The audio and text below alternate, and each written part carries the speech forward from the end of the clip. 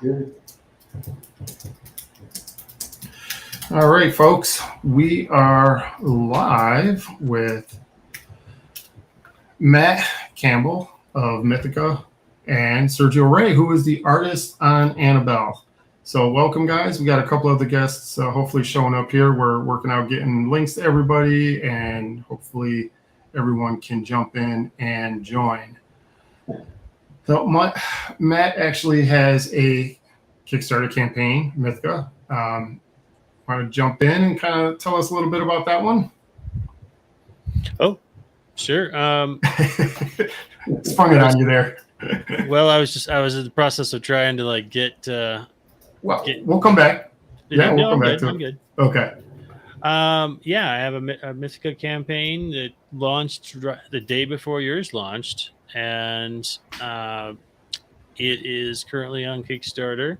It's called Mythica There Will Be Blood. It's doing pretty good.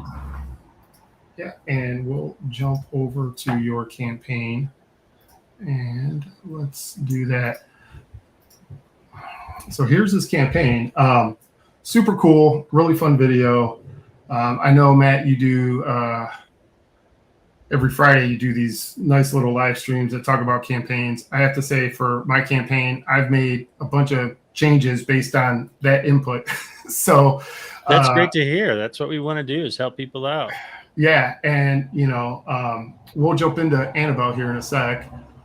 But yeah, this campaign is really, really good, and really, really cool. I have all the other issues, lots of fun. So people, please get out there and support that. And yeah, we got stretch goals, we got backer bonuses, all kinds of fun stuff. But this is a show about your campaign.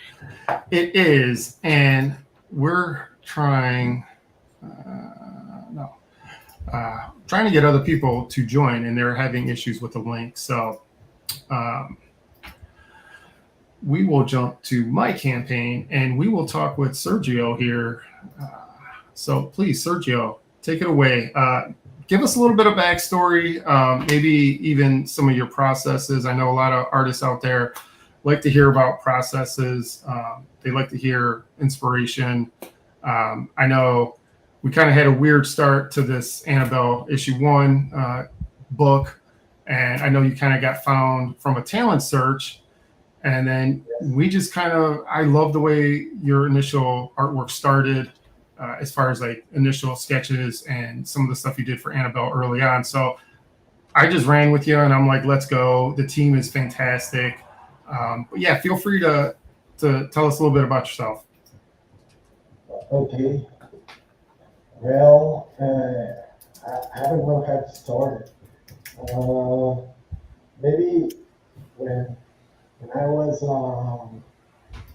doing this kind of a portfolio for Image Comics, and I don't know, I just started drawing some pages, and then the Comic-Con started, and I see you're looking for artists, so I share my portfolio with you and Kat and Tom, and I don't know, it started like that. It was like a bumpy ride, you know? It was a bumpy, yeah. For the first issue was a bumpy ride. Yeah. So this is so actually, I'll tell you what. I will switch up here and show what. So we're getting there. We're almost at goal. The last time I checked, we were only at 300 and something. So we've made quite a jump today, which is fantastic.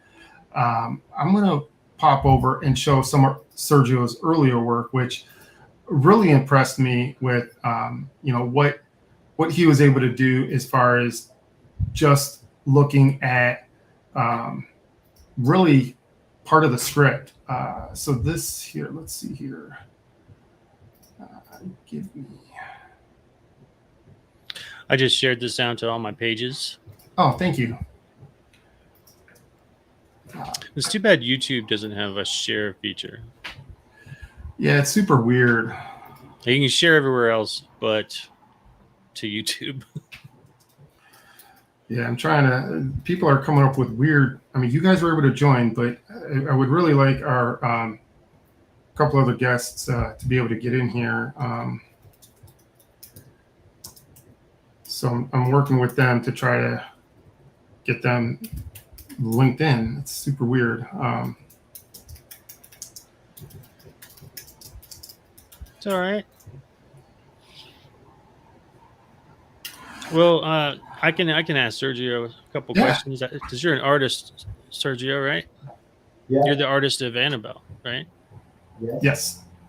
So, like, what's your favorite thing about working on this particular comic? Well, it has everything I was looking for. It has adventure, yeah, tons of monsters like dragons, zombies. It's a lot of fun to draw. Uh, Good. I like to start making some thumbnails first, getting the idea. Uh, I don't know. It's it's like reading something pretty special for me. Annabelle was shining on my head when I started reading it, and I was looking for something special for Annabelle, like cool characters, uh, cool way to express these characters. You know, I was Yeah. looking for something special in every page, and I think we made it. Yeah, you've done a great job. I really I've seen the art from the previous issues. You've done a great job. The art on this Uh, cover thumbnail looks fantastic too. Did you do that as well? yeah, this is part of the comic. It's one panel I was Nice. drawing, and Yeah, just that concept. Who came up with that concept of like the energy uh bubble like as they're entering into the mouth of the dragon? Was Todd that is was that the in the script already, Todd? Yeah. So yeah. yeah. So I here with Sergio, like this was actually let's see here. This was the first page that he sent in. Whoop, wrong page. This was the first page he sent in based on issue one, and this was part of the script.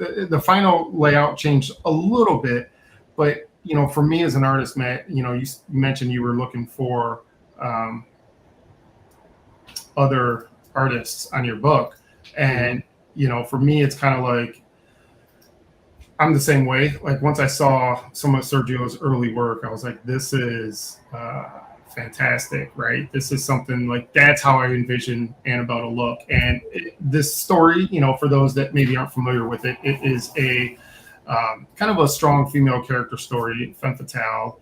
They it kind of picks up after my first story, Ice Pick, where I introduced the character Annabelle. She the next day, her and her fiance are together, and she gets kidnapped. So it really boils down to I love lore, I love history, I love mythical creatures, things like that, and that's how I really kind of started working on the script. Is I wanted a good villain. I love dragons. Did some research. Kerr is the first ancient Sumerian dragon in the lore of dragons. So I thought it'd be really fun. And once I saw what Sergio was drawing, it's like, I got to get this guy on a page. I got to get him on a book. I got to get him on something. And so we just ended up kind of working out issue one. And yeah, all that was in the script for issue four. This is Nice. the full page for issue four here. Let's go to this one. So hopefully that's coming through. Yeah. But yeah, that's the full page, and you know, scantily clad women run around here. That's really the lore with Kerr is that, you know, in the lore he would basically eat the souls of virgins. You know, so that's really where the story really stemmed from. Is that villain, and then I built a story around that villain. And issue 4 really wraps all that up. Nice. So issue 4 is the last of the series. Yes. It is the final kind of story arc to Annabelle. And, I like to close stories up. I like 4 issues. I like miniseries. I like things like that. So I did that with Ice Pick. I'm going to do that with Annabelle. And that kind of leads us into the next story arc, which will be Luke, which is the third major character in this Ice Pick Annabelle world. And his story is going to be coming out next year. That's going to be like a horror story. I don't know if you're doing it on purpose or not, but you keep showing us your file menu, but not the actual image. Yeah, you can see that. I wasn't sure if it was okay. Yeah. So we will do this another way then, because I'm on a Mac, so I can like preview things, but it doesn't seem like it doesn't seem. Oh, let's do that. Let's pop this over here, and we will just go back to that. One of the things I can tell you about, you were commenting on how my Friday show makes us look like we're professionals. The only way to really like get to that is because we do it every Friday. We kind of like make some more mistakes, and the more that you do it, like the easier it gets. Oh yeah, smoother it gets. Yeah. So here's the full page then. Sorry. There we go. Yeah. We'll back up. Yeah. We'll show the full page of that. Which that does make a great thumbnail. Yeah, it's really, really cool. You did a great job, Sergio. Thank you. I don't know, the script was very explicit, and how do I have to draw this? And it was easier to me to follow up the instructions, It's like I got this idea of a giant dragon throwing fire and this energy flowing around the characters, and hey, that looks so fun. Let's draw it, And yeah. It started like that. It was a thumbnail, quickly thumbnail that started taking form and making this image you can see it now. Well, yeah, it came out great. It's good when the creator decides to use the artwork for the thumbnail. Yes, I agree. When I saw this page, black and white, I was like, that's a really cool looking splash page. I am, blatantly, I love the 90s. I grew up in the 90s with comics, and they had a ton of splash pages, right? That's what their bread and butter was. So I draw a lot of splash pages. I'm sure it's fun for Sergio to draw them. Yeah. I love splash pages, So I remember 90s too. It was. Yeah. So Sergio, do you do the coloring as well? No.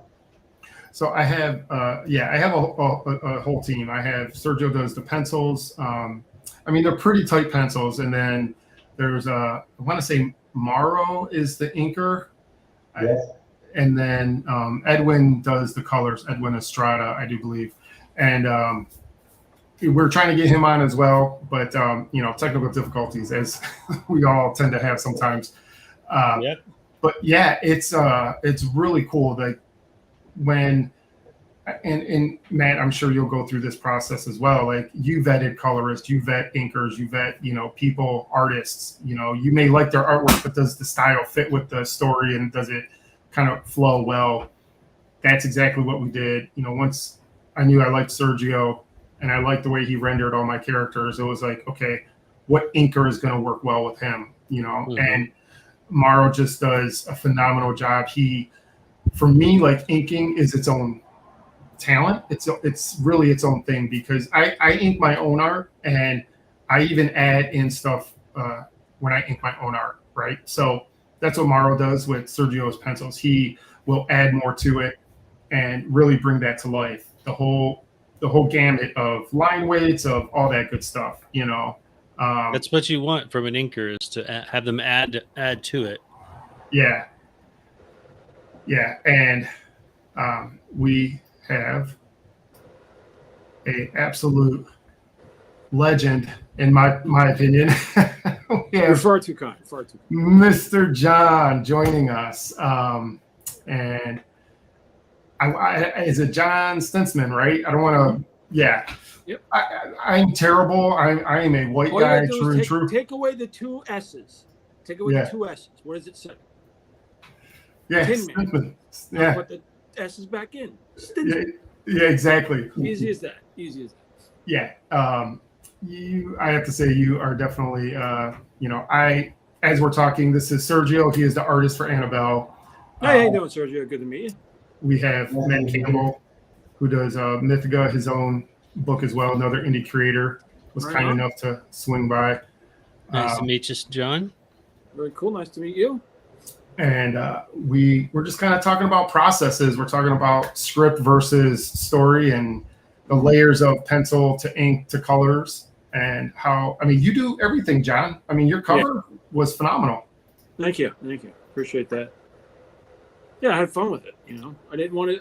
I know the visual sort of representation of the book is you're always going to see the dragon. But after I perused through the issues, I saw that there was a lot of interaction between the two of them as he was kind of going back and forth. Between his dragon form, human form, dragon form, human form, and he would sort of have his different personality traits sort of come out as he was speaking to her in those different forms. And I just thought it'd be cool to have him sort of mid-transformation, so he still had a human form, but all these dragon elements around him, so that way he would, I don't know, just sort of like fit in with her the way I wanted them to, I guess. Without it being just derivative of something that everyone else has kind of drawn over and over again. I hadn't seen this type of image, so that's where my brain went with it. Well, the imagery comes from Sergio. I just put silly words on paper, and he brings it to life.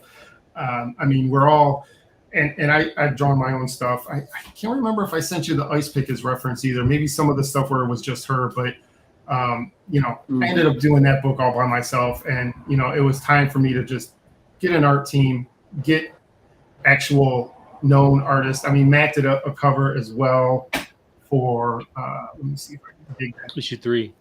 Issue 3, and super cool cover. This is John's cover, which it's, what can I say? Being an old school Evangeline fan, kind of a geek moment to have someone like John do for you. So it's it was a lot of fun, and definitely has that was Janet Jackson cover kind of feel. Yeah, for sure. I didn't want to have him necessarily be touching her, but when you have hands in front of boobs, no matter where you put them in proximity to the boobs, it always looks like they're on them. Yeah. So I just said, let the reader decide what they feel about that.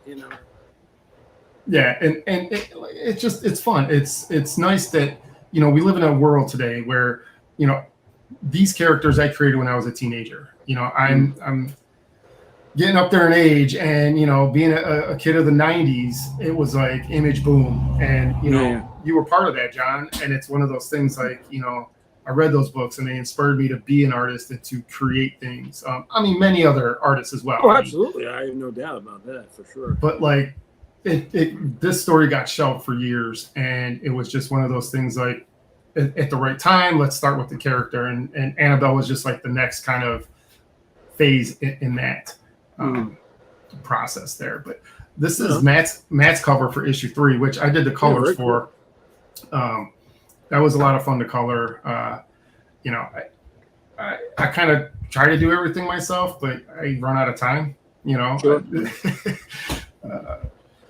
But for me, this is kind of a hobby. I think me and Sergio have full-time jobs, I think. Yeah. I think Matt actually is in a unique position to teach this kind of stuff. So, it's... Yeah, I do. Most of my time is spent doing my art, and then I teach part time at the college. But I get to teach what I love. I teach comics, I teach graphic design, and so I'm still doing what I love. Awesome. That's Yeah. good. Yeah. And I think Like- Sergio, you're a designer as well. Yeah, I'm a graphic designer. Yeah, guilty. That's kind of what I do for my day job. I get to work from home, so I'm pretty happy about that. But yeah, I mean, if we jump back to the campaign here, we are. Let's see if we can refresh. So I'm sure you probably said it like a million times, John. How I'm curious, like, how did you kind of get into doing comics? Yeah. Sort of a long, somewhat convoluted story, but the quick version is that I met someone who was working in comics.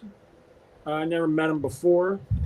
He invited me to come to a studio with him here in New Jersey, where I'm at now, and where I grew up, to show my work off. And they hired me. I did Vampirella for a while. He went back to his native California and said, "Look, I got space out here for you. I'm working at Extreme now, and maybe we can do something." I said, "Okay, cool." So I moved out to California, got in at Extreme, and then that's how it all kept going from there. That's it's kind of typical in a way. You know someone that knows someone that Yep, that's the only way to do it, really. I'm sorry to say, but if you don't know somebody who knows somebody, you're probably not going to get into the business. Yeah, I can say we found Sergio through a talent search. The publisher I was working with went to San Diego and just kind of like did a mass search. His portfolio was strong. He did some initial thumbnails of Annabelle and blew my socks off. Like, it was like really, really strong art. And it was just one of those things, like right style for the tone of the book, like you mentioned, dragons. I love supernatural stuff. So, I write a lot of that into my books and things like that. So, Nice. Matt, how did you, I'm curious how you got kind of involved in comics and whatnot? Let's see. I was a big comic. Yeah, it goes back a long ways too. I was, huge fan growing up. I started getting into comics and drawing them like right out of high school. But then, family, society, all that, they were like, you got to get a real job.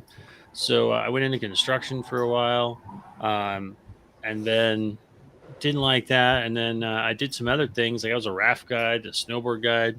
And finally, I was just like, art is my passion. That's what I want to do. And I went to college for animation, and I worked doing concept art and for video games, and then ended up kind of getting naturally, pulled back into comics because some of the other concept artists, like John was saying, like, people in circles. And one of the concept artists I was working with also, knew some people over, in Marvel. And so then it just became, kind of a foot in the door. But then I started working on my own comics in like 2012.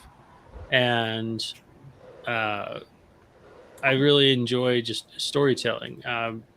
And I've been doing it ever since, but yeah, I mean, it's addictive. Yeah, It I really I wish that I had jumped in at high school, because I graduated in '98. I'm an old man. Dude, I'm You're an old 94. man, bro. Class of '94. If I had like jumped in and pursued it then, I would have caught into still some of that like end of that '90s craze. Yeah.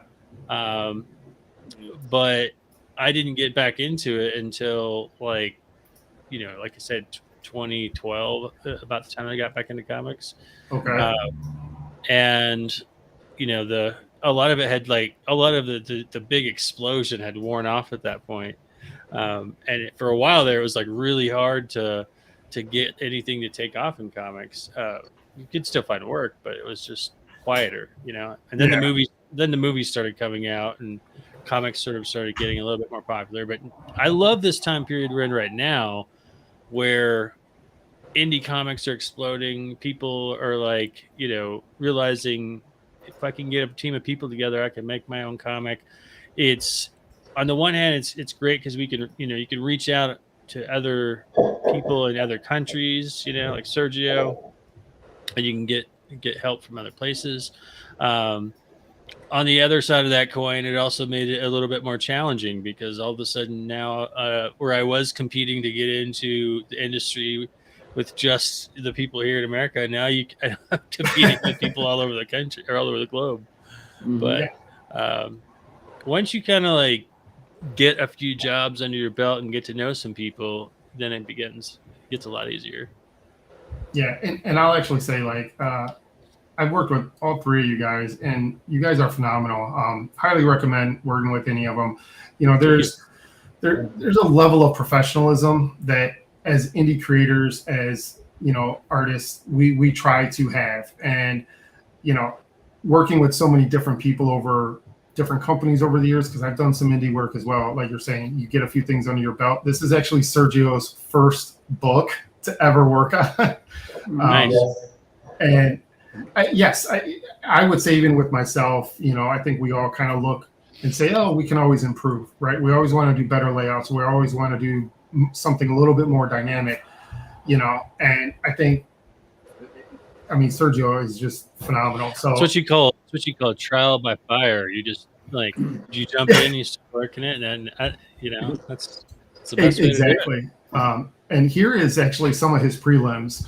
So these are like the character models, and you immediately look, and I can say there's obvious talent here. There's one thing I struggle with is consistency. I don't know about you guys, but there's consistency here, and that's Annabelle. This was Adam, aka Ice Pick, and then Luke is the other guy.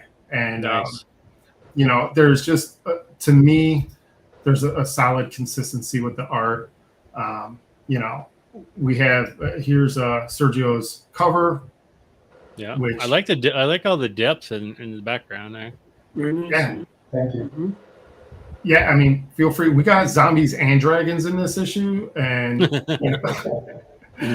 it's because in the world of magic, right, anything can happen. Why not? Why not time travel? I've even thought about time travel. So, but there's a little bit of something for this campaign. I think with this campaign, it's kind of Annabelle is a little bit different than Ice Pick. Ice Pick is my kind of love story to the 90s superhero books. Really fun. It was fun to work on. It took a long time to get an issue out.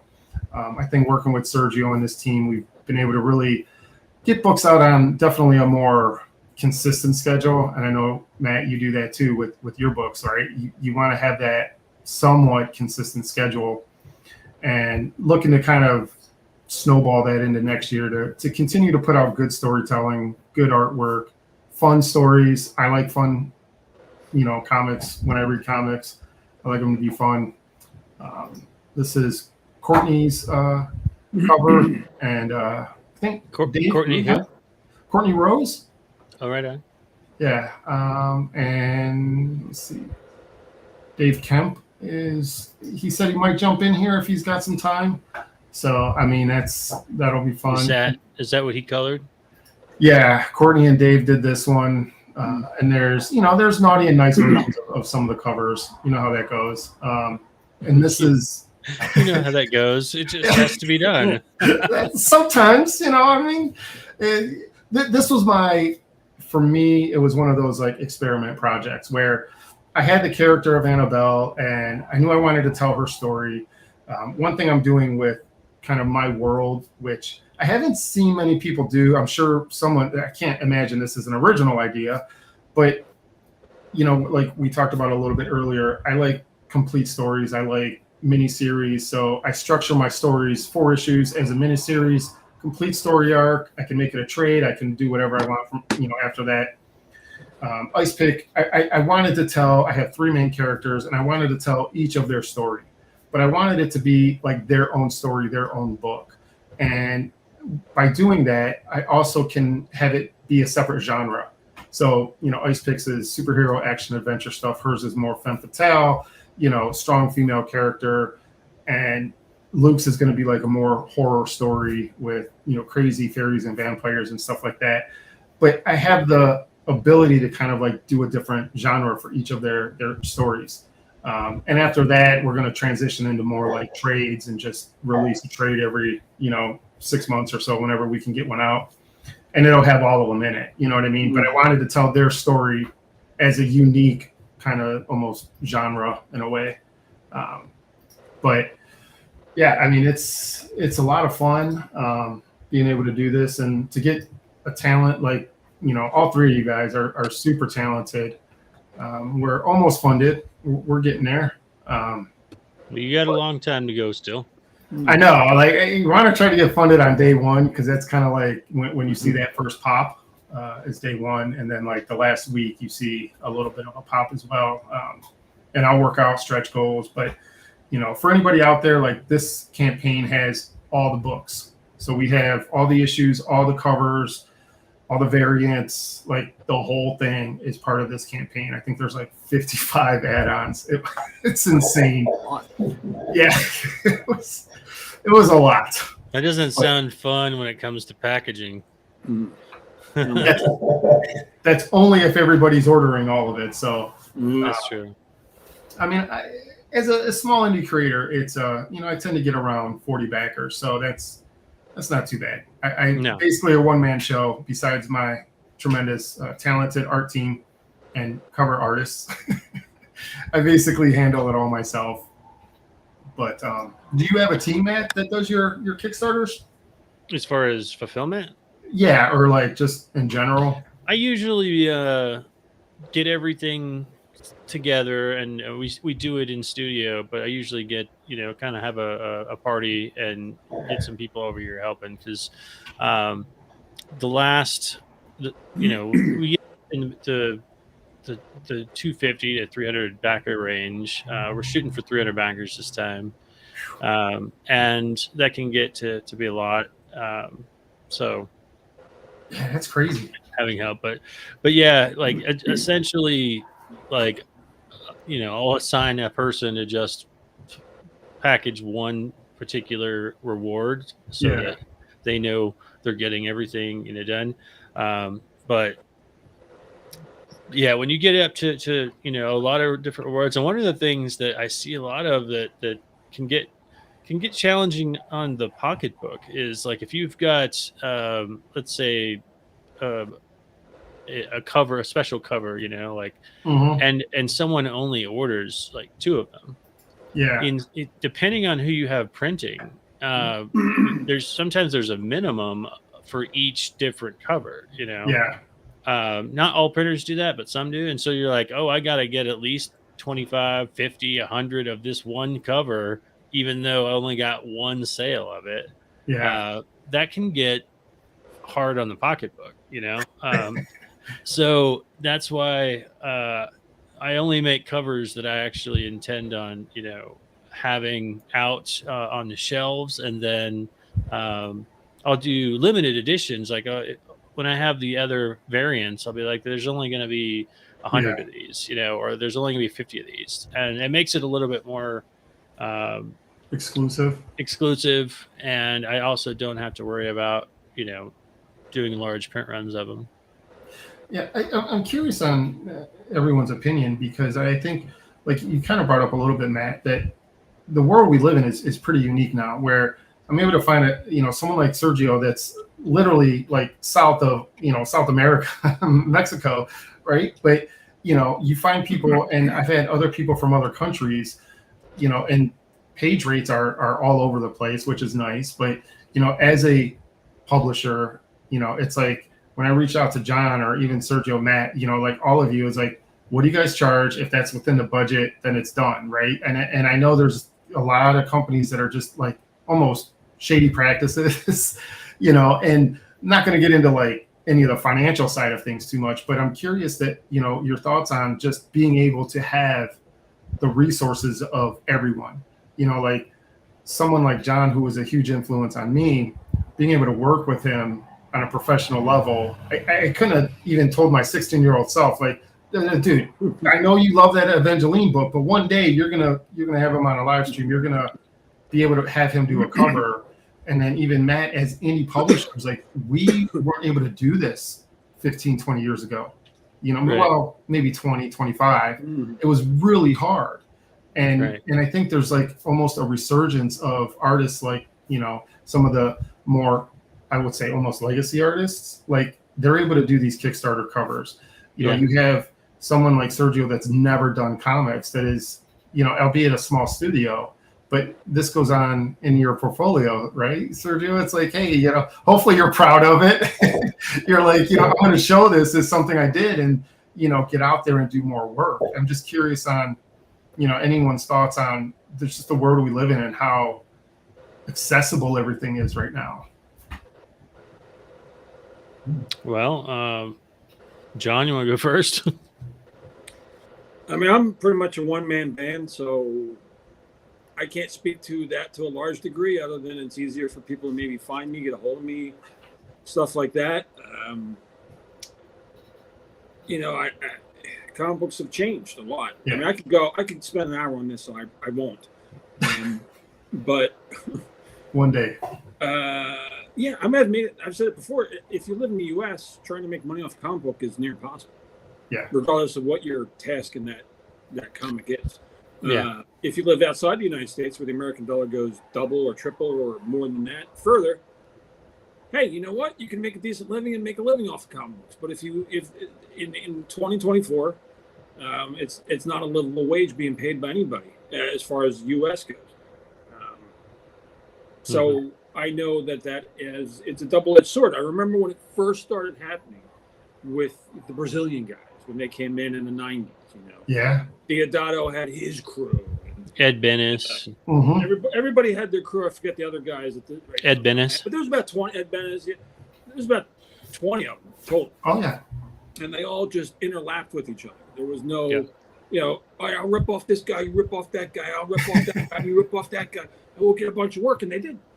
Well, Ed Bennis even started a school down in Mexico, and like all of his students' work looks just like his. Yeah. Well, it's good if you like that work, I guess. But they get work. But yeah, I hear exactly what you're saying. It's like I ran into that problem as well. I was getting work at my rate and kind of the standard rate, and then all of a sudden the doors opened up to international. And whether you're an indie creator or you're a big company like Marvel, DC, whatever, you're going to go with the most cost-effective choice. And so now companies can look out and go, wow, there's an artist in the Philippines or Brazil who's just as talented, has the ability, but can charge a third of the rate because of the dollar. And I mean, on the one hand, I think that's great for the people in those other countries. Like, they didn't have the ability to get work for Marvel and DC or all these indie companies, a few decades ago. They didn't have the ability to like go to a convention and stand in line and show their portfolio like I used to have to do, and now they're getting work. That's awesome. That's amazing. I don't begrudge anybody who wants to work in comic books working in comic books at all. Yeah. But I think the problem comes up when you are a U.S. born and citizen who lives here, and you're like, well, I got to make this much money in order to survive, and you're barely surviving. And the other guys are like, I'll do it for less. I'll do it for less. Yeah. Because you can. And God, I envy you for it. I really do. I envy you for that. I've thought a couple times, like, should I move to Brazil? Should I move to Thailand? Should I move somewhere? All right, Sergio, we're all coming down to Mexico. I could be famous and rich and whatever, So I don't know. It's a different world. It's competitive. It's highly competitive. But you're at this point in your career, John. Are you able to still charge the same rate that you were charging before, and just say, "Hey, well, my rate is what it is"? No, take it or leave it. Or did you have to drop it? I made more money 30 years ago than I do today. Wow. Oh, wow. Absolutely, unquestionably, undoubtedly. That's I made crazy. way more money, and that was living in Los Angeles. You know, I had money coming out my ass in the early days of comedy. I really did. I thought it was going to go on forever because this was just the beginning for me. I was just, Right. my early 20s, and like shit was just going off this good already. I mean, I can imagine where I'll be in 30 years. Well, little did I know. But yeah, I mean, I have to move into crowdfunding my creator on comic book again because, the one-off jobs and the commissions are not enough to keep me, Right. to put me where I want to be financially. Not at this age. Right. Yeah. I'm too old for this shit, and I just need to settle into something that brings me some regular income. And the only way that I can think to do that and still work in comic books is to bring my creator-owned comic book series back, which I'm doing. Nice. Scarlet Crush. Can't wait for that. Thank you. And hope that would work. And I've gotten nothing but positive feedback, so it might be a building process, but I have been learning for the last 2 years from a lot of people who are highly successful on Kickstarter. I'm talking tens of thousands of dollars their campaigns do. And they've been guiding me through a lot of these pitfalls that I might face and all these challenges that I might come up against. So that's the only direction I can think to go in and still do art and still, make a living off of it. If that's what I want to do, and I do, I want to. Yeah, absolutely. I love comics. I love storytelling. I love characters and being creative. And more than anything, I love giving back to the community that gave me my childhood. The amount of people that say to me, "Hey, I read your book," like you, Todd. Talking about, "Hey, I read your book when I was a teenager," or whatever, stuff like that. And like, that's fucking great. Now, I want to return. That I want to continue to return that favor and hopefully put a smile on people's faces, make them happy, give them feelings. I love just seeing feelings coming out of a person when they see the art. I'm happy. It makes me happy. That's one of the biggest challenges that I face as a creator, and Todd, you might be able to relate to that, and Sergio, you might even be able to relate to this.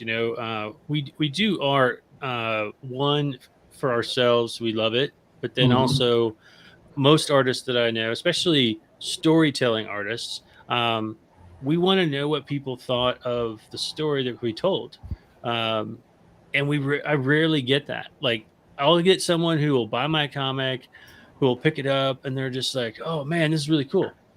All right, why? What'd you like about it?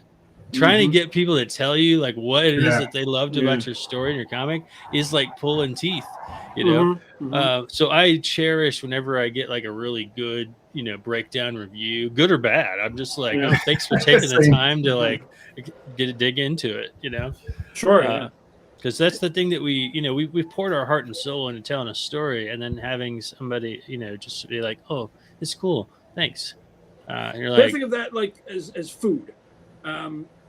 I'm not a chef by any means. I don't know how to cook barely a pancake, but if someone served me a delicious plate of food, I would be like, "Holy shit, this is the best thing I've ever had in my life. I've never tasted anything like this. This is the greatest." Now, that might be the most lackadaisical sort of way of putting it, but I don't know the ingredients. I don't know the magic that goes into what this is. So for me to pick up the contents of what made this bite better than that bite, I don't expect my audience to always know that. I just expect and hope that they will enjoy it on a level that's just like, you're the magic man. I don't know what you do behind that curtain, but when you bring it out, I love it. That's good enough for me. You know what I mean? That makes me happy for sure. Yeah, that's one of the things I love about conventions is you get to see that energy like right in front of you. People pick it up and they'll just like, you'll see their eyes light up and they're just like, "Oh my God, this is so cool. I love this." Or "This is my favorite character," or whatever. And that's my favorite thing about doing conventions. I actually don't do as many conventions anymore because it's less and less and less. They started feeling about comics. It was more about celebrities and shit. But like, I love that part. I love meeting with fans of comics and watching them get excited. So for sure, absolutely. Sergio, how did you? I don't remember. How did you find out about the talent search that was going on in San Diego? You just went to the website and it was like a virtual talent search?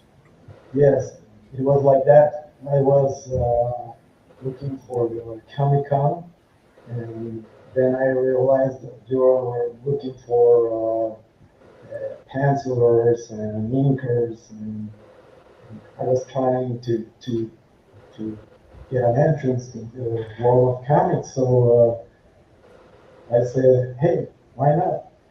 Yeah. I sent my portfolio, you review it, and that's a resume of the story.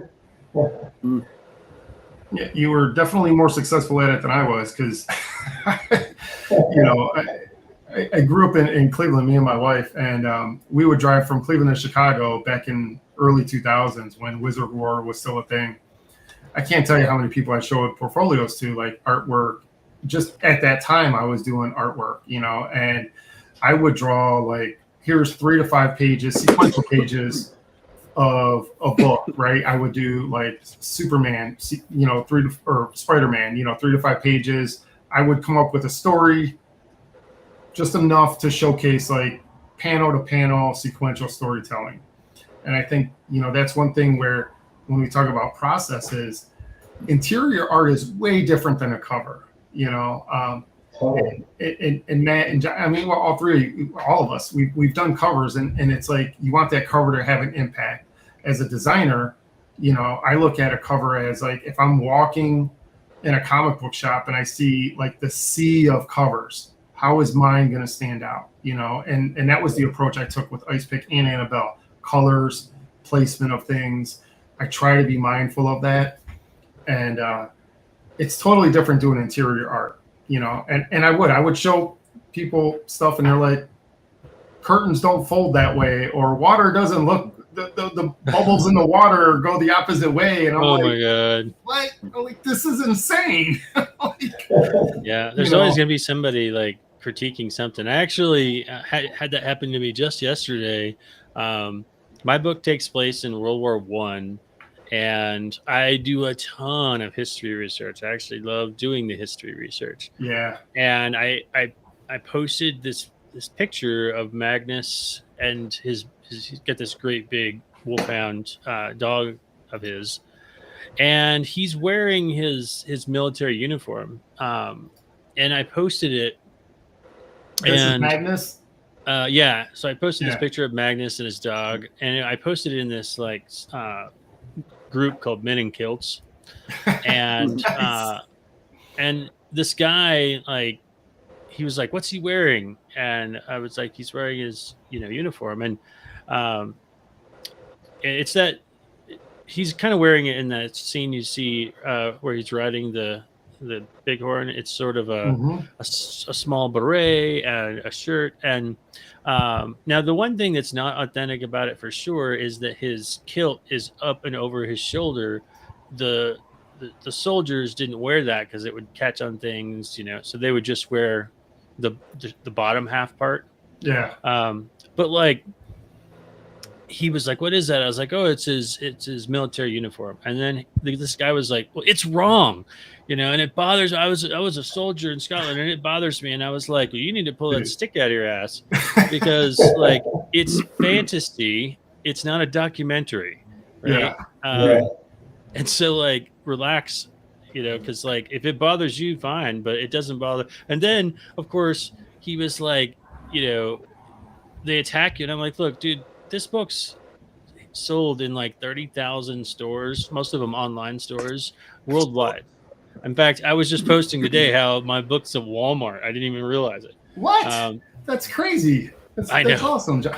We need to talk about this, Matt, because I'm in one store.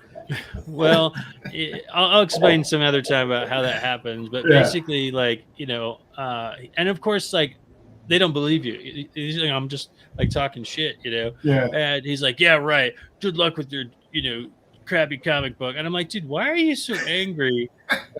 Everyone else in the comments was like just saw the joy of this guy and his Mm-hmm. dog at this moment, that the panel represented. Instead, you're over here finding the things wrong with it, and Yeah. like you're the one that needs to work on some things. There's always people that are gonna critique and just kind of, for lack of a Oh, better word, hate on something, right? I actually have the picture up. Can I can share Can you please?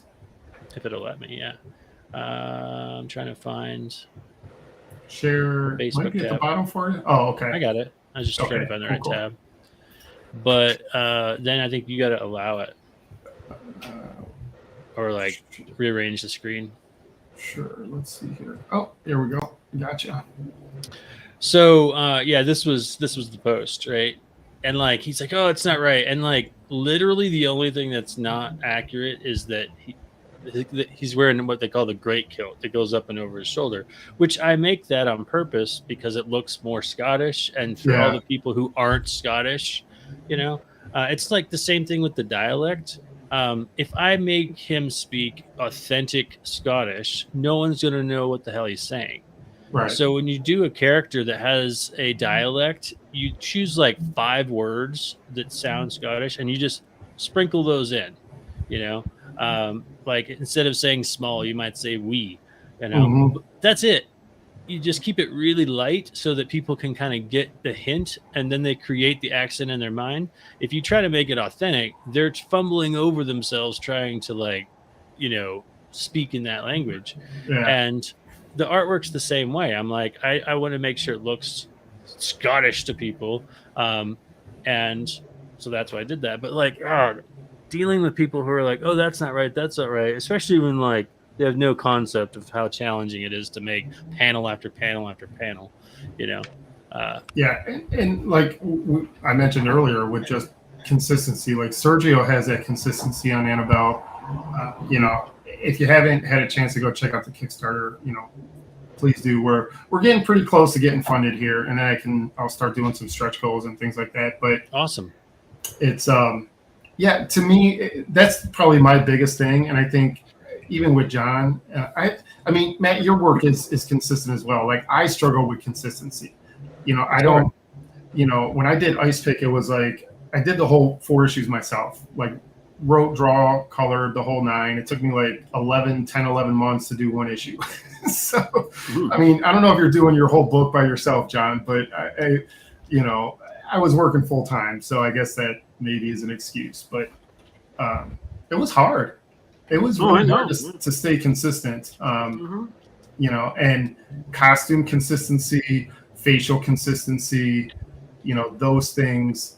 Because I had the 4 issues written for Ice Pick, and even with Annabelle, I had all the issues written, and I mean, we've kind of done some script edits, Sergio, back and forth a little bit. Like maybe we change the position of this, or we work this out to be a little bit different. I think that kind of happens. As an artist, I can know that could be aggravating. When I reach out to cover artists, it's like I kind of vomit. Here's all the reference for the character, guys. Like hopefully it's enough. If you need more, I got more. But I didn't have any of that for the first book I did. And even with Sergio, when I gave him stuff for Annabelle, it's like it was my shitty artwork. It was like, here, take these 5, pictures of Annabelle. 3 of them look similar. 2 of them aren't really that good, and make something consistent out of it. And I'm sure John can elaborate on this even more because he's been doing this longer than me. Forever, yeah. But to get consistency, you got to sit down and draw faces on all day long, just over and over and over again until you've created, a comfortable consistency. You can't just jump into a comic page and expect, that you're going to be consistent. No, you can't do that. No. Yeah, it's hard to in the beginning. Yeah, I mean, when you've been doing it a long time, you learn your rhythms and you learn your shortcuts and the knowledge jumps in. You don't have to think. When you're faced with a new type of character, I have to draw something I don't normally draw, like a dragon or like a Volkswagen or something like that. Then it becomes like, shit, I hope this looks like a Volkswagen in this one and not like a cake pan in another, I want it to look the same in every panel, but it's not always easy. But when it comes to the basics, look, man, if you can't grasp the basics and you've been drawing as long as I have, then it's time to pack your bags and get the fuck out. So I try to just lean on that a little bit and then, put whatever effort it requires. But there's some things that I've learned enough of that I don't have to worry about them as like some sort of baggage I have to carry with me. I just have to make the client happy, try to draw the right, and I'm drawing somebody else's character every time I draw a new cover. I've never drawn this character before for the most part. So that's why I love having the issues to look through, because I don't like drawing a character where I don't know internally what's going on with them, because that dictates so much. It dictates, do they have an aggressive face? Do they have a frightened face? Do they have an aggressive pose? Do they have a recessive pose? Do they have fists? Or do they have like open hand? I mean, there's so many things that the character will dictate to you as you're drawing them or sketching them out. You have to be aware of these things, but I think they're learned things over time. And then the stuff that you do have to learn for a new cover is the exciting part. That's the fun part, at least for me anyway. They're drawing something new and challenging that I haven't drawn before. I sucked at drawing feet, and then I did a Credit on character series where she had nothing on her feet. So what is the deal with 90s artists and feet? Yeah. There's just too much smog back then. Too much fog, too much smog. We never saw feet. Yeah. That was the biggest problem back in the 90s. I think it's cleared up a bit. We've gotten rid of it, but that was the main reason for all those. Yeah, here's some of the pages that I really enjoy in issue 4. Again, like Sergio just did a killer job. I mean, the whole team. His pencils were pretty clean, I think, as far as pencils go, and all of us are artists. And I think, correct me if I'm wrong, Sergio, do you work digitally? Yeah. Okay. Everything was digitally due to the lack of time working as a graphic designer. It's a little bit harder to get time to draw, Yeah. By the way, it took me 15 years to get my first comic published by you. Oh, wow. That's Wow. Yeah, no, it's great. And it shows, like, all those years. I think it shows. I mean, for me, but there's things that work really, really well. And, when you look at indie comics, like we talk about indie comics, I mean, that's a whole live stream on itself, because you cross the gamut, right? You can have really bad indie comics. You can have some really, really great indie comics. And I think for me as a publisher, I like to sit somewhere in the middle. I don't want to come across as being too amateur, because I think that's going to turn off a lot of folks. And, if you're super polished, then it's kind of like, why the hell are you going to like Kickstarter platforms, or, why are you not doing something else? But yeah, this is a really fun page. This is part of the zombies that show up. This was on the Kickstarter page, but I really like this. It's kind of like all three characters are, the three of the five are kind of using their powers, because this book is filled with magic and dragons, supernatural stuff. So, Adam Icepick is basically the superhero, and then the other two characters are Annabelle's parents that kind of are ghostly figures that kind of come back to save her, help her. And this page, just when I saw it black and white, I don't know, for whatever reason, like her expression when, John, you talk about like different thing, like drawing, having your shortcuts and doing different things, but her pose just really worked across the panels. And this is not necessarily how I scripted it, right? It wasn't like I scripted 6 panels, 5 with her standing across these 2 panels, but this is one of those things as a writer, you let the artist kind of reign free with whatever they want to do. And this was a magical page. Like for me, like when I saw it, I'm like, damn, that looks really cool. And even when the colors came in, I'm like, that looks even better. Like each phase just was kind of more icing on the cake and more icing on the cake. But yeah, it's been a pleasure working with all of you guys. And by all means, like I will definitely reach out to all of you for future work, as long as the budget stays true.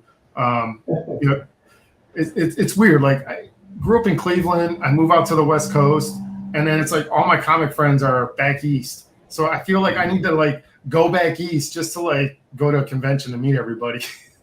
Yeah. You know, there's not a lot of, I mean, I don't know, maybe the West Coast is still pretty active, but I'm not in LA, so. I was in Phoenix for a long time. I loved it there. There's a pretty big scene down in Phoenix from what I've seen. Yeah, I would say so. Yeah, it's a lot of where all my old friends retreated from California to there, and there was like a comic shop every like 3 miles in wow. Phoenix area. I mean, there's so many comic shops. Very healthy fan base and creator base there. I miss it a lot. It was a great place to live. Sergio, are there a lot of comic shops in Mexico City? Yes, there are tons of comic books stores, but not as good as in USA. If you are looking for a special comic, you have to dig very down to find it. You know, it's not easy. Yeah. Conventions, there are like 2 in Mexico City. There are the most important, and that's it. It's tough. Wow. So. Well, I think we're gonna kind of wrap it up here, guys. It's sitting at about an hour. That seems pretty standard here. All right. It has been a pleasure, and I appreciate all of you jumping on to kind of help out this lonely guy make more comics. You know, it's been a lot of fun. I think we're still sitting at 570. 571. That's not bad. We're getting there. You know, Matt's campaign's doing pretty good. Hopefully, we'll get that funded as well. Friday, I mean, the Fridays and the weekends are always challenging. People are out doing stuff, you know. So build up your marketing and schedule it to start blasting out on Monday. That's what I'm going to mostly be doing. Yeah, I have to admit, I am a terrible marketer. I work in the sales and marketing team for my day job. And like, I don't know. I'm as most artists I'm more of an introvert. I like doing this kind of stuff, and it's weird. Like I do some conventions. We talked a little bit about conventions.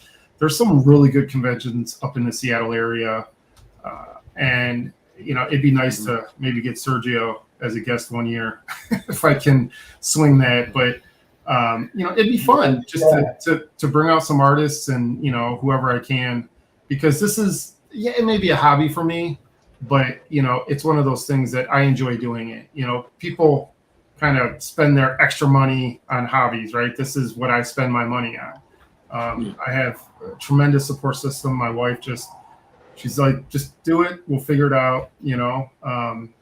And you can't ask for more, you know, but conventions are a big part, you know, staying busy, and, you know, 2025 will be fun. We'll have some more Kickstarters going. There is a little kind of prequel, epilogue, prologue, however you want to work it.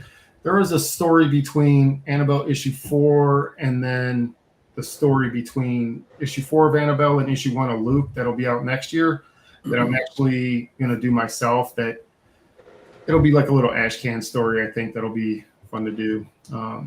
But yeah, I definitely will reach out to you guys. All the work I've seen has been, you know, just exceeding my expectations as far as artwork goes, and it's been a pleasure working with you guys. Cool. Hopefully we'll get our campaigns funded, and yeah, any closing words here? I appreciate you having me on and inviting me on to the book to do a cover. I was happy to do it. Yeah, I'll be in touch, John. Right on. Sounds good, man. And Matt, I will definitely you guys. I mean, it's kind of weird because you got like I have a very talented interior artist. I have an absolute comic legend, and then I have like another indie creator that is doing his own kind of paving his own way and building his own brand. So I feel very lucky, that I'm able to work with like the gamut of everything, right? And that's a testament to, the world we live in. We're able to do this. For sure. Yeah. So it's been fun chatting with you guys. Yeah. Oh, wait, we can't leave. I just saw Dave showed up. So we're gonna give Dave some time here. I feel obligated. I appreciate him jumping in. Hey Todd, can you hear me? Yes. Oh, go ahead. I was just gonna say I want to say hi to Dave, but then I'm gonna have to step out. Yep, I appreciate it, Matt. Yeah, me too. But I definitely want to say hi to Dave. Good to see you, Dave.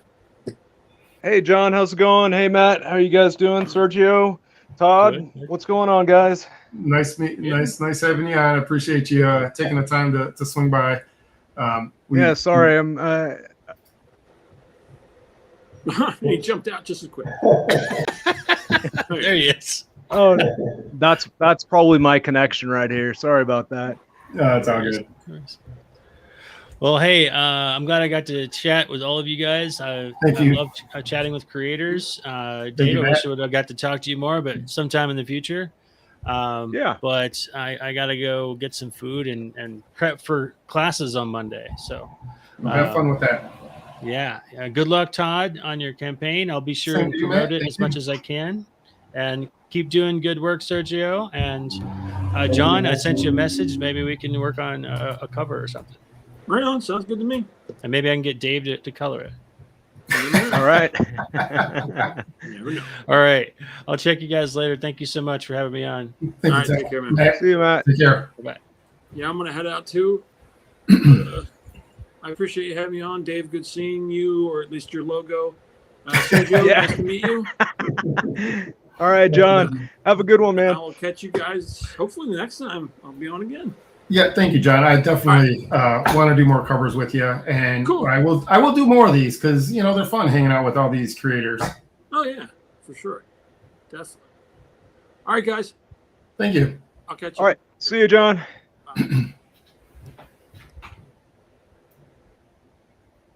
So, Dave, this is Sergio. He is the interior artist.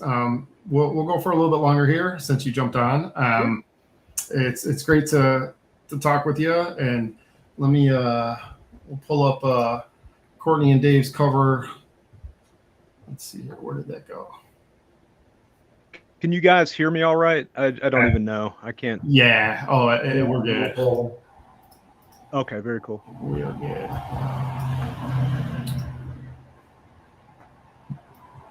But yeah, I mean, Dave, great to have you on. I'm curious how you kind of.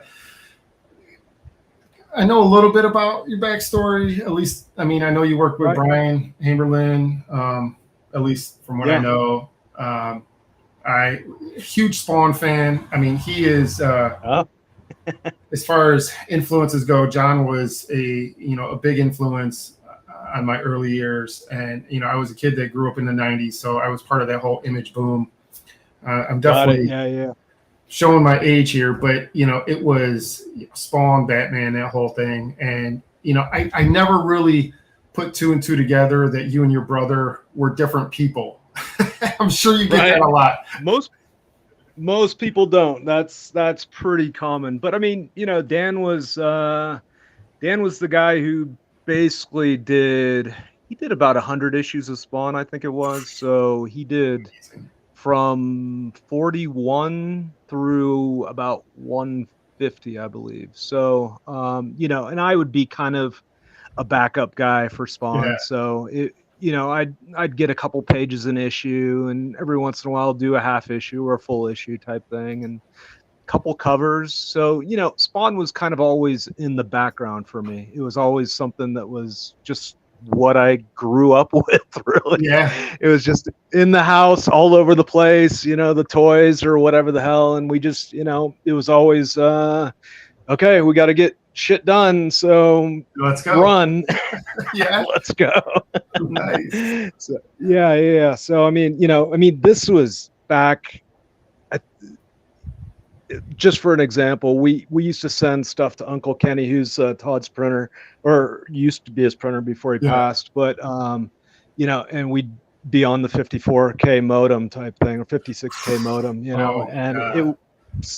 you send 200 megs to him, and it takes all night, and it interrupts, and you have to wake up and restart the feed and all that kind of stuff. So that's how long I've Spawn's been around. For us anyway, type thing. So but it's something where, God, I mean, started on Spawn, and then Dan's been on Spawn or was on Spawn for a long time, like 8 or 9, 10 years, something like that. Wow. So but I was always kind of my first book was Inhumans with Jay Lee, so that was really where that was when Marvel Knights started, and so we just kind of went from there. And I was a Marvel guy for 14 years, something like that. And so I've worked with Brian Haberlin. That was Avalon Studios, right? And Brian was great just because he got us all credit, kind of was hands off, let us do our thing, and and then we just go type thing. So then I worked with Hi-Fi for a little bit. Dan worked with Hi-Fi forever. Hi-Fi Color, they do like all the DC books, or like 50% of the DC books. So so working for Hi-Fi, it's you're working on Nightwing one week, you're working on Booster Gold the next week, or Flash, or JLA, or JSA, or whatever the hell it is, type thing. So is that Brian's Hi-Fi? It's Brian Miller, actually. So two different Brian. But, yep, you got it. So Brian is super talented dude. He's really good. But I guess you gotta be, if you're handling I don't even know how many pages are going through his studio a month. It must be. It's crazy. I met Brian H. Not Hi-Fi Brian, the other Brian. Haberlin. Okay, yeah. Haberlin. Yeah, I met him at a show a few years ago, and I was one of those kids. I was a teenager in the '90s. Sergio, you look a little younger than us. No, I'm not. But it's the '90s was a weird thing for comics. It was just this kind of perfect storm where I think it was just awesome. Yeah, the art was allowed to bloom. Yeah. What's that? You're right. It just was. It was amazing. And with Annabelle, like, I can say that Sergio's art is very reminiscent of the '90s stuff. Right. Yeah. And I think that's kind of why I gravitated towards his style. Right. That's cool. For me, I was like a really crappy artist. I got maybe a little bit better. So I went to shows. We're all crappy. Yeah. Oh, dude. Like, okay. So I'm gonna really date myself here. I'm gonna show. Since we're talking about how bad our art is, I'm gonna look for some of the early Ice Pick stuff, and I mean, it was rough, and that's okay. Like you said, we're all kind of bad at one point or another. But I started in the '90s, and it was basically like, I love this look, I love the feel, I love the everything. That, like you said, the art was able to kind of bloom and do what it wants to do. And then Photoshop came out, and it was like, oh shit, like, we don't have to use markers anymore, we don't have to paint. And and that's early 2000s, mid 2000s. And I went to college, I got educated, and then it was like, oh, I mean, I learned more out of college than I ever learned in college. But I still went to conventions, and I would meet the other Brian from Hi-Fi. I met him and got the Hi-Fi book and watched the DVD that came with it. And it, to me, I'm more of a process-driven artist, where I love to understand people's processes. I love to, kind of take their brain on what they're thinking about, because now I understand color theory. And Sergio, even you do like full covers that are like John, he'll do everything. He'll draw it, ink it, color it. You got to think about all these things, right? And, Dave, you're just, not to say you're just, but as a professional colorist, right? That's what you're known for. You already have that artwork there. So, with Right. Courtney's cover, there was very little, rendering to say compared to like 90s artwork. And you Right, kind of yeah, had to yeah. come up with that. And That's pretty typical nowadays, it used to be fully rendered and all the blacks were in there, but we really had to shift focus at one point because, 7, 8 years ago, DC and everybody, they just started doing a lot of like outline work and really letting the colors breathe. So it was a real shift of focus. You have to render all parts of an object now and all this stuff. So it's a different thing nowadays than it was. Some of it's really, really cool, and some of it is a pain in the ass. Yeah. So when I talk about bad art, like this was what I first did with Ice Pick. I mean, this was yeah. awful. Right. I was like 15, I think. And it was like Shadowhawk influenced early. Hey, man, but look at that leg, and you got it all like it looks silver. So you know what? It looks like shit. Thank you, but it's awful. You know what? Yeah, you should see some of my stuff from back in. I mean, even a lot of my Marvel work is just shit. So it's fine. Yeah, and it was a lot of fun, and I think what I ended up doing for Ice Pick, which is the first appearance of Annabelle, for those that aren't familiar with that, the definitive edition trade, the Ice Pick trade, is available on my Kickstarter here for those that want to kind of get that first appearance of Annabelle and kind of learn a little bit more about her, but also her relationship with Adam, aka Ice Pick. In that trade, I put in all my old artwork, and people seem to like it. As I got a little bit older, my artwork got less bad. Less bad. Hey, that's no way to compliment yourself. Yeah, less bad. But you know what? Yeah. At least you're going for, you're talking about you like the process, and that's I separate art into two categories. Basically, you have your technical, and then you have style. So really, I've been doing this for 27, 28 years at this point, and it really, at one point I was going, you know what? It's more about your theory and your philosophy than it is anything to do with the technical elements of it.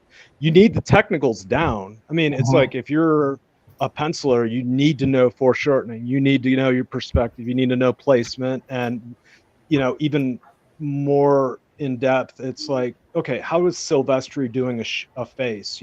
Right. How are these shapes working together to form something that looks cool? So like Dave Finch or Silvestri, or like, if you're into Mike Turner or, any of these guys who really got their art form down really well, they're putting the shapes together in a particular way. And so when you get that down and you're like, okay, how's he doing this? Then you can really start kind of going forward and then creating your own thing at that point. So that's the technical elements. And then it's style. A lot of people jump into style first. And that's really unfortunate because then they get stuck in this rut the entire time, and they're just, I'm doing Silvestri all the time, or I'm doing a cheapened down version of Dave Finch or whatever it is type thing. So, and they can't jump over and do Sam Keith all of a sudden. So anyway, that's sorry. No, I get. What do you think, What's that? Sergio? Do you feel the same way, that you got to have that almost foundation before you get into style? You said it's been 15 years, so what has been that building? I don't know. I think everyone start copying the big ones like Silvestri, like Jim Lee,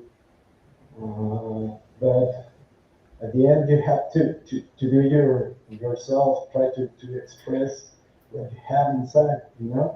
it's Right. important Yeah. to get It's all about there. expression at one point. Yep. Yeah. So at the beginning, you have to start growing, and get a few things around different artists to fulfill your tank. It's just Yep. like that. But when you pass that stage, maybe it's important to start a new way of doing the things, trying to understand what's on your mind and represent them in paper or something like that. I think it's very important to get on the style when you have some experience about. Yeah, you need to be able to flow. And if you don't have the technical elements down, you just can't flow in the same way type thing. I think that's kind of what you're saying, Yeah. Yeah, it just needs to be able to, you, as I say, shit it out. You just shit it out. Yeah. Sometimes you just have to, and that's Right. what this is.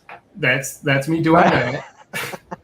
And then we go from that to the first, the first issue of Ice Pick, which was this, which I That's can't right. say it's just less bad. There's still issues with it, and then I take Sergio's 1,000 work. times better. Yeah, and then Yeah. this is Sergio's work, which, this was his test page. I showed earlier in the stream, but this is the final from issue 1. And Cool. the moment I saw this, I'm like, dude, he's got it, right? This is the look I want. This is the consistency I want, Right. And this is the colored page, which I only saw the pencils, right? You have to judge it on the pencils, and then you kind of vet all the colorists and inkers and all that fun stuff. And you look at, for me, because I kind of do like a little bit of everything, I guess. I do my own art. I do colors. I know color theory. I don't say I always, apply color theory, because I like to do stuff that looks cool. And sometimes what looks cool is all kinds of wrong. I mean, it's anatomically wrong. It's the lighting is wrong. The shapes are wrong. I mean, but it looks cool. So for me, like, I like cool looking artwork in the 90s, and even Sergio's art. To me, it just looks cool. I hope that comes across with the readers. I like to tell fun stories. Once I started kind of dipping into writing, it's like, because I was an artist, or I could draw, I like to write that's artist friendly, where I want to try to give the artist like enough information to get the panels across, but to also not give them enough so that they can have their own imagination show up on the pages. And that's exactly what Sergio does. And then again, like, coloring is like, in my script, it's like, okay, this is dawn, this is sunset, this is maybe this tone that I want to show for this page, because it matters. Dave, like, as a colorist, it's like, if you're inside a cave, it's not going to be terribly bright. It's not going to be, daytime. So there's things like that I try to incorporate as a writer to help the other, people down the chain kind of visualize something and give them something to work off of. As far as, you know what? Yeah, go for it. No, sorry, go ahead. This cover, with this Annabelle cover, I mean, you've done a few covers actually, and I'm always impressed with just the way you do things. Like, when I saw this from Courtney, I was like, okay, obviously that's a dragon wing in the background, but you added like very believable textures, and I think that's a hard thing to do. The veins, it was not coming out, and I was sitting there going, man, how can I like do something cool with the background? So I just kind of came up with the veins. I was like, all right, let's just go and do that. And so it's a matter of getting them to kind of go in the right direction at that point. It's kind of easy, but it still make it believable type thing. So that was actually fun part of it, and the effects are always fun. It's like, we did coming up in Brian's studio. Brian really got known for being able to do effects, and so we really did a lot of crazy effects all over the place, whatever we were working on. And so we were really known as the effects studio. So that's why I continue to, do like crazy effects all over the place. Plus, it draws the eye to it. It makes it pop. And, it's really, people love eye candy. So that's why I do that kind of stuff. So those effects were fun.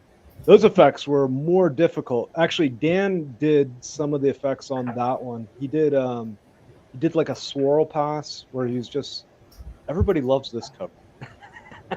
And I think it's because the dragon head. Yeah, I'm throwing up all the covers that Dan has done. And Dave, apparently Dave's been helping you. Credit. Oh, no. Credit Yeah. What's that? I was going to say, like, Dave helped out on this one. Oh, no. My brother, Dan. You're talking to Dave. So there you go. Got you guys confused. Don't worry. Everybody gets us mixed and matched. It's Dan helped out.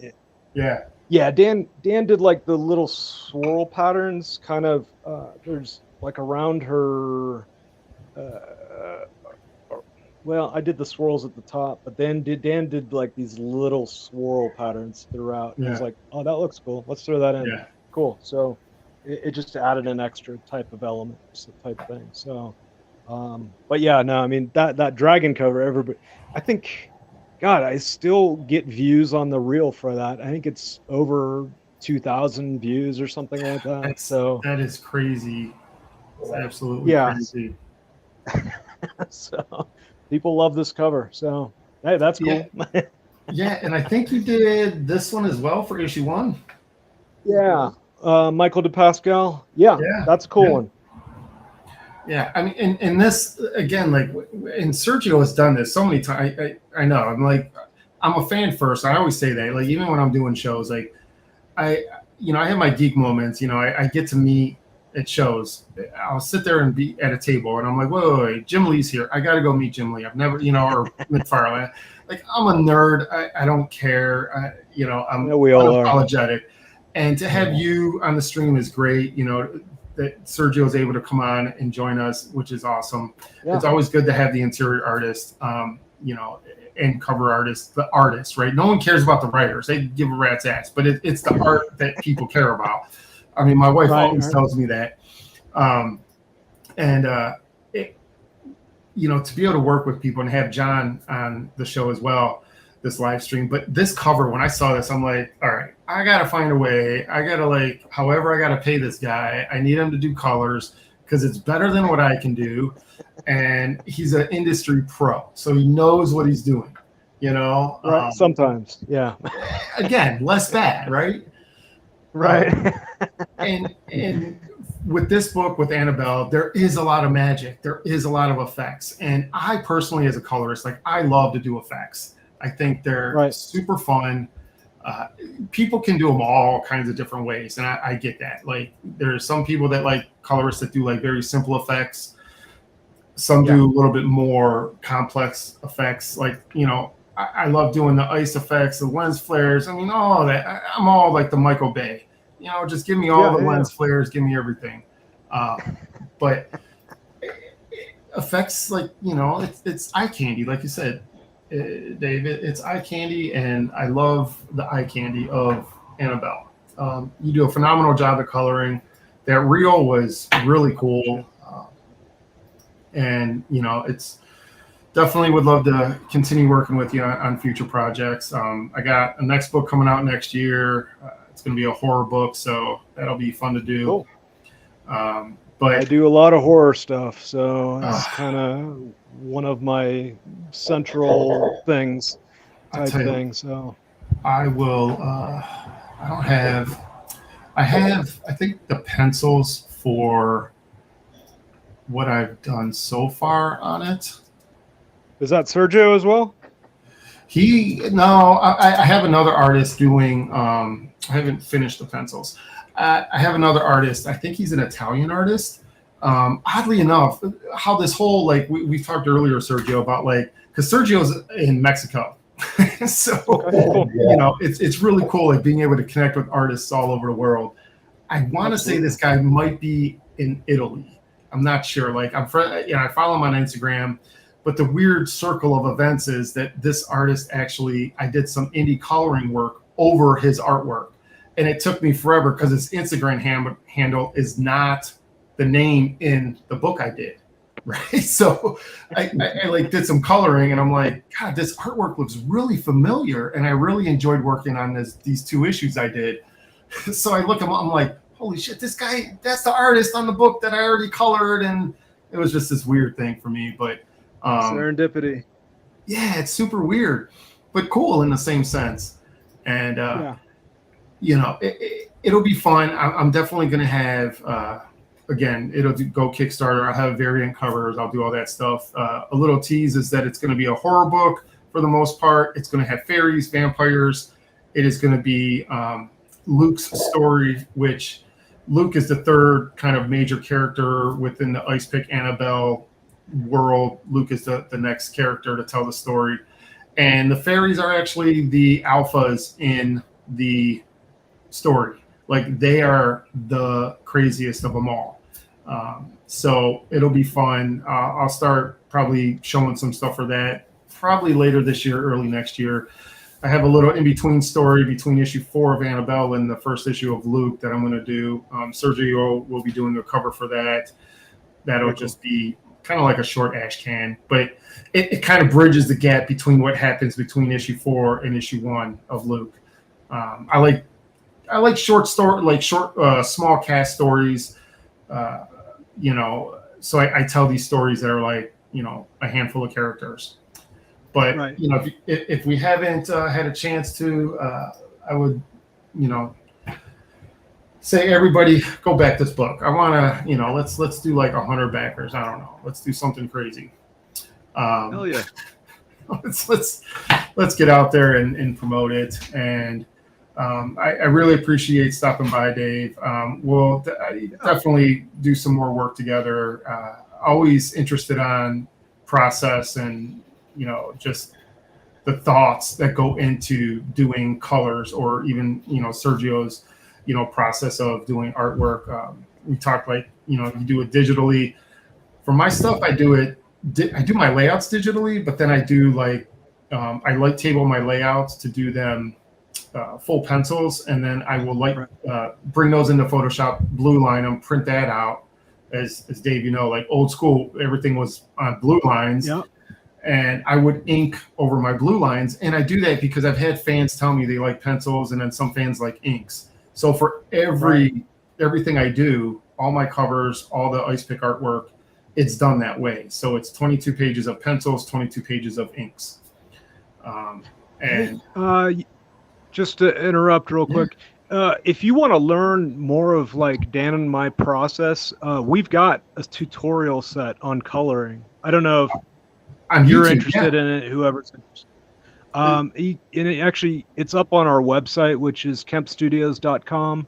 And literally it's just a full tutorial set, 2 hours long, I think. And it basically goes through our entire process. So it's basic, but it basically everything is there. And that's crazy. It's a matter of like watching it a few times and really kind of seeing what he's doing. So it's like our old school style of cut coloring, cut and airbrush, you know, type thing, which is basically the only tools we had back in the day. You know, now all I use is brushes, you know, but back in the day it was just cut coloring. So it was the whole cut and grade. Is that whatever they called it? Cut and grad? Oh, that's, you know what, before Photoshop 2.5 or so, it was like a lot of Extreme Liefeld Studio was cut and grad early on type thing. So guys like Kiko and, you know, some of the really early like kick-ass guys. And then it became cut and then airbrush with the thing and then another cut. Yep, you got it. So but all we had was airbrush. We didn't have like cool brushes like we do today. So. Exactly. We didn't have undos early on. Yeah, well, we had one undo. And that was you did one mistake. It's one mistake, exactly. So, you know, lots of different variations of the things saved type things.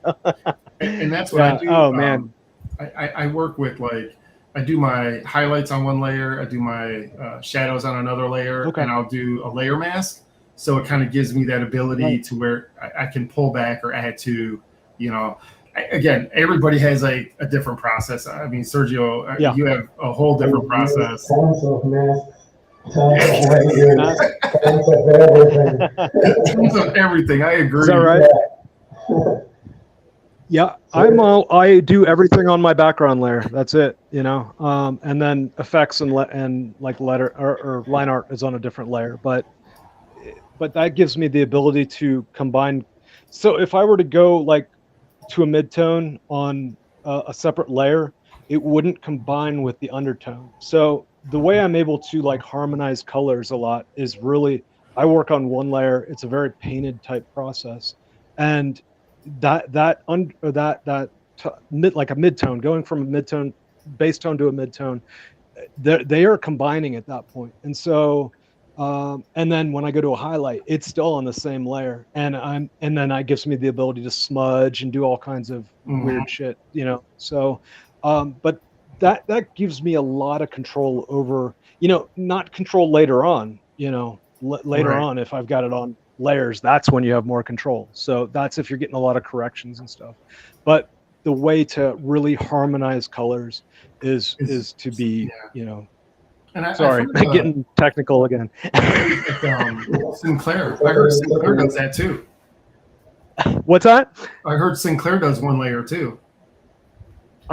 You know, Alex is old school. So, and probably like Matt Hollingsworth, Laura Martin. I'm pretty sure Richard Eisnov does it that way. I mean, a lot of the guys, Steve Furkow. I don't know if you know all these names, but these were the kind of pioneers. The core. Yeah. What's that? The pioneers. The pioneers. Yeah, they were. I actually met Steve. Funny story at a convention I was at. People don't realize I'm up in like Seattle, Washington area. More type. Washington is a huge state, and like Seattle is obviously far west, and there's a city on the other side of the state, Spokane, and it's about a 5.5 hour drive. And I would do this convention. I did it for like 4 years in a row, and then I realized like this sucks. 5.5 hour drive, 2 nights in a hotel. But the first, or I think it was the first year I did it, Steve was there, and he bought an issue. Yeah, he bought issue 1 of Ice Pick on a Saturday. Came back on Sunday, and he's like, "Dude, I really love this book. It's a lot of fun. I had to go and this was my first book, right? I was like flabbergasted because as an artist, I'm like Steve Furkow, like that was a colorist I looked up to. All the guys that did spawns, Dave, you're on this list. Like you guys were colorists that I looked up to. How in the hell are they doing this kind of stuff, you know? And he's like, there was a couple spots I had to go back and reread, and I was like, oh, well, no, like I need to tighten up my writing because I don't want people to have to go back and read it. If they want to read it again, by all means, have fun. But I don't want people to have to do it. You know, and what I'll do is here is a lot of Sergio's work on issue 1. You know. Oh, very cool. That's great. Very. I mean, it does have that painterly look to it, right? It's not like black lines, comic line art, but really, really cool. Issue 1 cover. Issue 2, a little bit more, kind of leaning a little bit into like still painterly style, but again, this is fun because this issue we go back in time, and there is like a 2-page spread where they travel to ancient Egypt. I'm a huge fan of like Egyptian culture, and there's like 2 double spreads pages, and it's like you go back to like ancient Sumeria, you go back to ancient Egypt, and then medieval times. And you know, I was kind of surprised when Sergio turned this cover in. I mean, it's just like such a small. It's 2 pages of the issue, right? But he's like, no, that's the cover, and it looks great. You know, that's awesome. It looks great, and this dragon one, dude, I can't even like. This is phenomenal. It's so cool looking. But and then Sergio, are you doing Photoshop or what are you doing? Clip Studio Paint and Photoshop. Both. Okay, got it. Yeah, no, you had some cool covers in there. So yeah, you're definitely integrating the whole process. Very cool. And that's, I didn't know that he was, when I brought him on for issue 1 of Annabelle, I'd say I only saw his pencils, and I'm like, okay, this is my Right. interior artist, like his sequentials. And it's important to go panel to panel as a storyteller. You got to be able to tell that story, and that's a cliche thing to say, but it is also very true. It's a foundational thing that you have to do. And I had no idea that he could do like full covers, like color, inks, the whole nine. And Right. then it's like, yeah, well, I wanted him to do a variant cover. I was expecting to have a colorist inker do it, but he's like, no, I can do it myself. And I'm like, okay, and that's what he turned in. I'm like, okay, you got like mad skills, because I can't do covers like this. Like, to me, like, my brain doesn't work this way. Like, I need line art, I need blacks, I need comic art. Like, it's just one of those things that I guess I could get there if I really tried, but I like the black line art, So yeah, Right. it's really, really cool to see different artists, their processes. Having to work with such great talent is exceptional. Very talented people. But yeah, I think we're gonna wrap this up here. Went a little long, but I'm glad Dave was able to jump on and talk about his experience, everything that any insight he's given us. And I appreciate, Sergio, you hanging out with us for such a long time. Yeah, sorry guys. We're good. We're good. We Very cool. hopefully we'll get this campaign funded, and Dave, Sergio will definitely be back for some more work, and we'll just keep making fun stories. I'm a fan first. I love telling stories. I'm glad that people actually enjoy the stories I have to tell, even if it's the modest 30 or 40 backers I get. Like, to me, that's all I need. Like, I will keep doing this, win, lose, or draw. I'm going to keep doing this for those 30 or 40 people, hopefully more, but we'll see. So comics is love. Hopefully more. Yeah, absolutely. Yeah, I agree. But again, appreciate you guys hanging out, and we will see you on the next live stream. All right. Hey, it's good meeting you guys. Hope you guys have a great night. You too. Thank you. Nice to meet you, Dave. Thank you, All right, Chris. see ya. Thanks. All right, Bye, bye. guys. See ya.